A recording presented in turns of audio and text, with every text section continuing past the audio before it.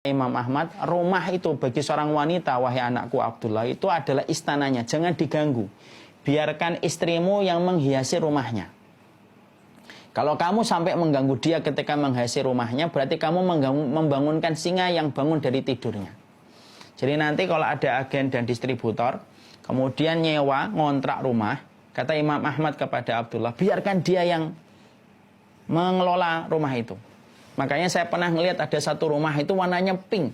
Bukan saya mengatakan ini ya. Rumah itu pink. Terus kemudian karena saya sudah dekat sama ikhwannya, saya tanya sama beliau, "Akhi, antum warna favoritnya apa?"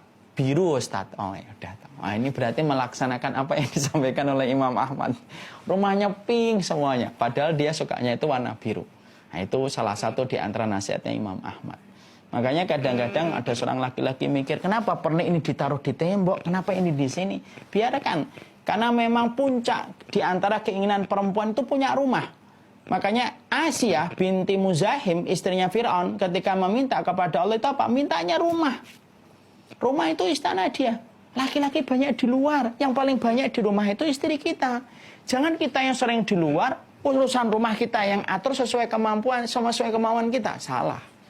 Makanya Imam Ahmad berkata, wahai Abdullah, nanti kalau kamu nikah, rumahmu itu adalah istana dan singgasana untuk istrimu. Silakan dia yang ngatur. Kamu nurutin aja. Maka itu kemudian kamu akan menjemput ketenangan. Ya.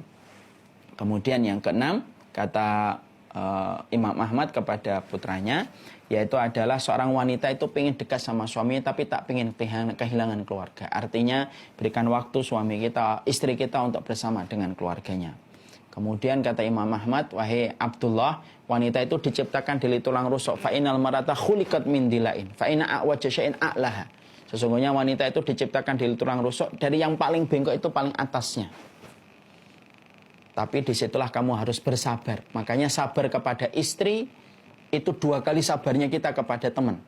Kalau teman sabarnya, karena kita tidak ngasih makan, kita nggak ngasih nafkah, kita tidak mempertanggungjawabkan atas apa yang dia perbuat. Sabarnya 1. Tapi kalau sabar sama istri itu 2. Kenapa sabarnya kepada istri itu 2? Karena kamu yang ngasih nafkah, kamu yang menjaga dia, kamu yang nyukupin sandang papan dan pangannya. Tapi di saat itu kamu harus bersabar. Dan itu sabarnya 2, dinilai pahala besar oleh Allah Subhanahu wa taala. Makanya perempuan itu diciptakan dari tulang rusuk. Ada kata-kata indah Imam Ahmad.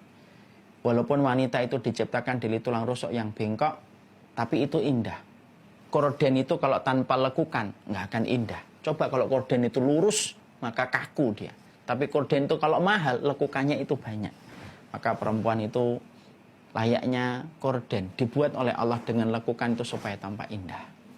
Kemudian yang ke-8, sesungguhnya wanita itu, kata Imam Ahmad kepada istrinya, wanita itu suka melupakan kebaikan seorang suami. Makanya kalau kamu dapetin dia lagi kecewa, dia ngomong, kamu itu nggak pernah jadi suami yang baik. Sabar. Karena apa? Kalau kamu berbuat baik, maka dia paling cepat memorinya lupa dengan kebaikan seorang suami. Makanya kadang-kadang ada seorang suami lupa nutup pintu sekali. Apa perkataan seorang istri? Kalau buka pintu nggak pernah nutup sama sekali. Padahal lupanya baru sekali. Tidak lupanya 200 kali. Tapi yang diingat 1 kali. Makanya ada sebuah meme yang sering saya baca di sebuah tulisan. Persis dengan apa yang dikatakan Imam Ahmad. Perempuan itu bisa lupa di mana penjepit rambutnya yang baru saja dia letakkan, tapi dia tidak bisa melupakan kesalahan suaminya 5 tahun lalu habis isya sebelum makan malam. Walaupun itu terjadi 5 tahun lalu. Dan itu kata Imam Ahmad. Makanya kata Imam Ahmad, sabar ya. Kalau tiba-tiba nanti istrimu melupakan semua kebaikan yang telah kamu bangun, pengorbanan yang telah kamu berikan. Sabar, sabar. Sabar kepada istri itu 2 kali sabarnya kita kepada teman. Kemudian yang ke-9, kata Imam Ahmad kepada Abdullah, yang ke-9, perempuan itu lemah, maka jangan diberikan porsi yang terlalu banyak. Kasih waktu istirahat, kasih waktu untuk mereka ketemu sama teman, ketemu sama sahabat, jalan-jalan. Suruh kadang-kadang pergi saja ke restoran, mau makan apa. Dan itu termasuk salah satu sunnah yang disampaikan oleh Imam Ahlus Sunnah, Imam Ahmad ketika berkata kepada putranya.